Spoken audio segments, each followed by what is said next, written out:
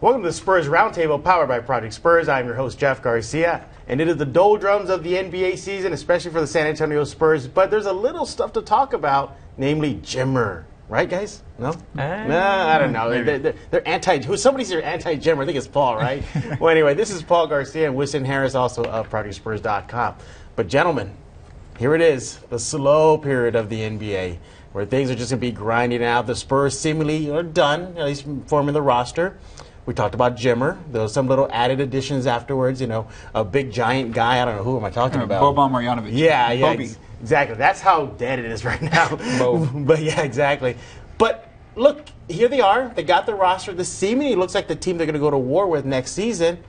It seems to be over. What are the pros that we've seen? What are the good things from this offseason? The good things, I mean, I think yeah, at the NBA Summer League, you saw a lot of development from Kyle Anderson, and then you have a lot of unknowns. A guy like Jonathan Simmons, who got a guaranteed deal right before the Summer League tournament started, and then even like the Becky Hammond story. You know, she went out there, she went out 5-1 to win the Summer League tournament. So I think as far as the younger players off the bench, you got a lot of hopefuls coming in. Right. Yeah, obviously, the biggest splash in the offseason for the Spurs was LaMarcus Aldridge.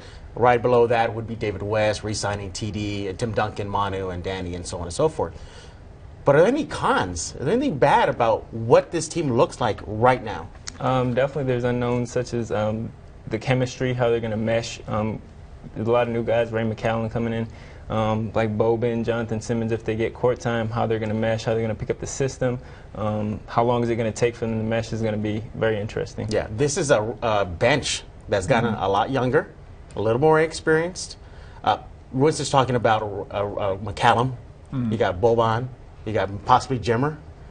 Is this a situation, Paul, where this team just needs to like really ride their starters before the bench gets going? Because with that unit last year, that was almost another starting unit coming in. Yeah. This one doesn't have that same feel to it. I think they're going to have to, you want to keep those guys fresh. Pop's going to obviously manage the minutes for Tim Duncan, Tony Parker, Manu Ginobili, the elder guys on the roster.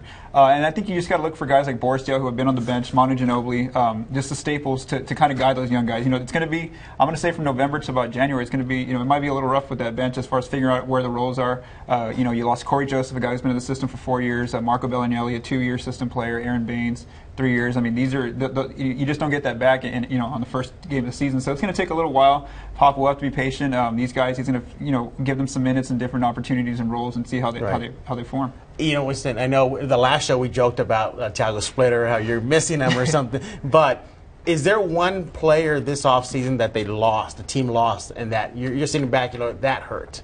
I really don't think they lost anybody that is going to be a big piece that they already haven't fixed. Right. I don't like the space that they kind of have behind Kawhi. I mean, there's not really a legitimate 3 right behind him. But as far as the pieces they have now, I think they have what they need to work. That is a good point. The weakness probably right now would be who backs up Kawhi Leonard.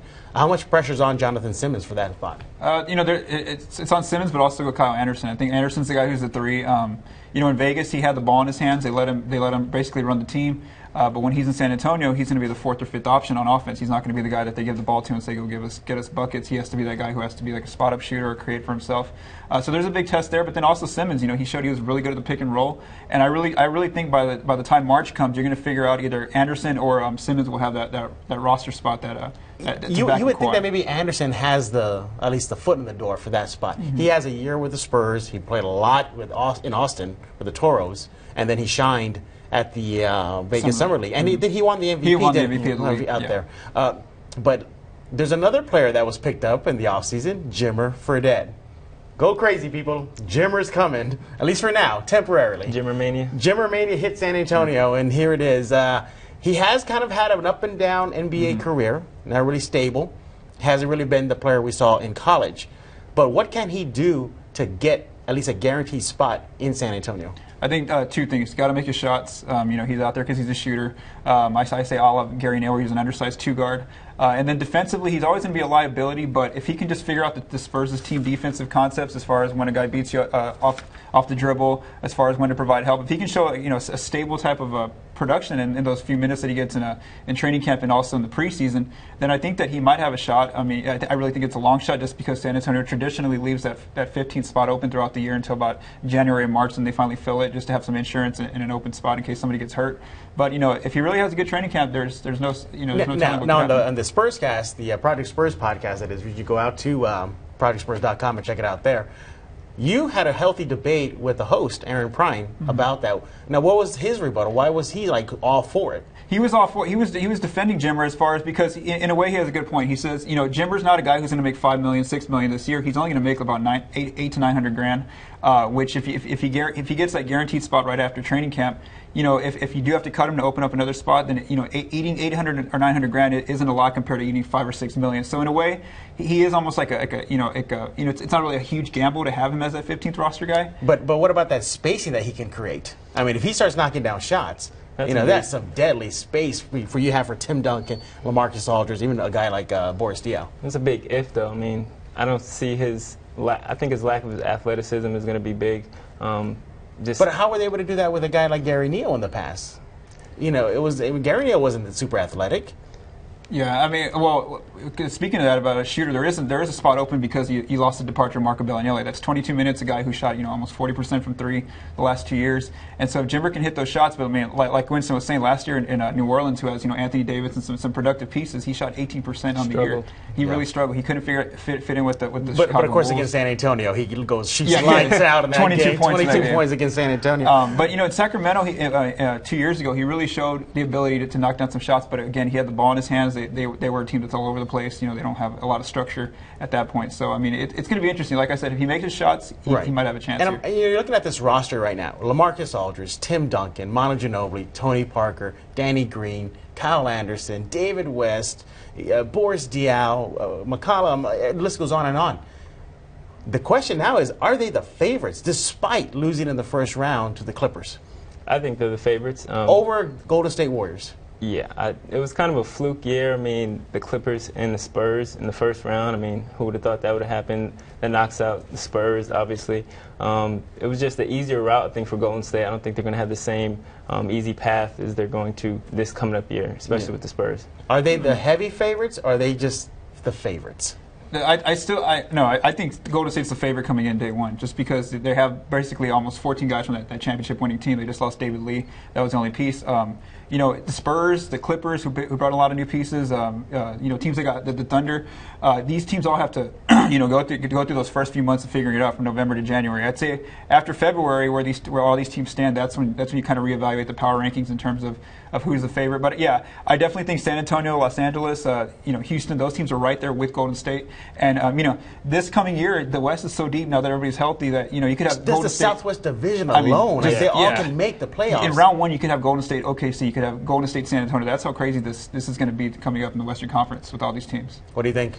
I think that I'm just looking at the finals. Golden State struggled with basically playing just against LeBron. I don't see them coming out of the West again. And they say here's some locker room material for you, Golden State Warrior fans. Want to say that again? I don't see you guys coming out of the West again. There you go. All right. Well, I think they're coming out of the West. I think the Spurs will win it all. I mean, I just look on paper and I look at the team, the matchups. The Spurs have that size advantage on Golden State, and I think that's going to be ultimately Golden State's doing. Yeah, exactly. But before we wrap up, I know we're good up against the clock here. Summer League. You were out there along with Jose Grijalva of ProjectSpurs.com.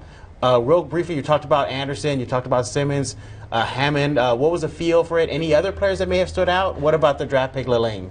Yeah, I mean, there was Caddy Lillane, a guy named Youssou Ndoye, who's actually going to get a training camp invite, and then a guy named Travion Graham. So the interesting thing here is that if San Antonio, they still have about 4 more spots open on that training camp roster. If they bring these guys over and they do end up cutting them before the season starts, you can, if they sign D-League contracts, you can put them in Austin. So you can have a guy like Caddy Lillane, Youssou Ndoye, Travion Graham if they get him. What were your thoughts on Lillane, though? I mean, you heading into the Summer League, you really had high hopes on him. Yeah, he was a little raw. I mean, he's very very raw. He's not ready yet. He's a good defensive rebounder. He likes to shoot a lot. Now, what about Berchan's brother, Darius? I heard he did pretty well. He did. In the Utah Summer League, he did well. He kind of faded in Vegas, then he had to go. He had to get married, so he left Summer League early. You got to do that. When you got a wife waiting for you, you got to take off again. Yeah, the Spurs granted permission to leave early Summer League, and in Vegas he kind of struggled. He didn't make his shots, but he looked pretty good as far as what he did in Utah. What do you think about Simmons? You think he has a shot? I think he does have a shot. His athleticism and that's crazy, isn't it? And he's just aggressive, which he's going to need at the next level. So. Yeah. And real quick, I know we're going to miss the clock. I've got to get this in here right now. The Team France, Tony Parker, they're playing right now, correct? Yes, Tony Parker and Boris Diaw are gearing up for Eurobasket in September. And they lost, right? They lost. Tony Parker lost to Finland, but that's because Boris Diaw and Nicholas Batum were in Africa doing the Team NBA game down there. All right, so keep it tuned in that. Everything at ProjectSpurs.com. We'll be covering Team France. And who else is going to be playing out there? Boban Marjanovic might play with Serbia. So you can get a quick glimpse at the Spurs' future, especially with that monster, that beast guy. Yeah, he's a giant.